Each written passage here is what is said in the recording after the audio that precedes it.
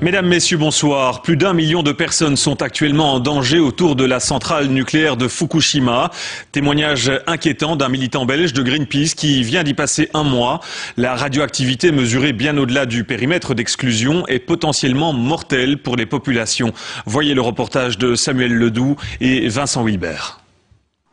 Revenu hier, Yann a coordonné l'équipe internationale de Greenpeace. Sur place, avec 5 collègues, ils ont mené 2 missions de recherche. Une aux alentours de la centrale, la seconde à un peu moins de 100 km. Partout où ils sont passés, le compteur Gégère s'est affolé. Les échantillons de terre et de légumes indiquent des doses mortelles de radioactivité. On a pu confirmer ce fait.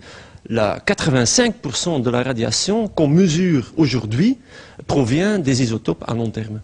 Ça veut dire que ça va rester des années, des dizaines d'années? Exactement. Sur place, la population est très peu informée sur l'état réel de la situation. Des gens qui ont des légumes dans leur jardin, qui ne savent pas est-ce que je peux manger mes légumes, oui ou non. Il n'y a personne qui leur explique les risques. Si on a pris des échantillons, on a pu constater des doses, des contaminations de ces légumes extrêmement dangereuses. Jamais Yann n'a vécu pareille situation au cours de ses différentes missions à travers le monde. Des familles avec un petit enfant de 2 ans et demi, l'enfant qui prend des choses dans la rue.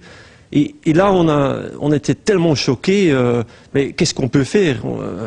Mais il semble là que la radiation, ça ne se voit pas.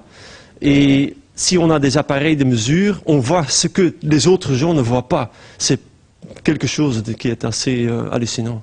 La catastrophe de Fukushima est comparable à celle de Tchernobyl, voire pire selon lui. Il faudrait évacuer plus d'1 million de personnes. Évacuer des millions de personnes, du point de vue pratique, c'est extrêmement compliqué. Cela veut dire aussi qu'un accident nucléaire d'une envergure comme à Fukushima, il n'y a aucune société qui peut s'organiser pour répondre à ça d'une façon pratique.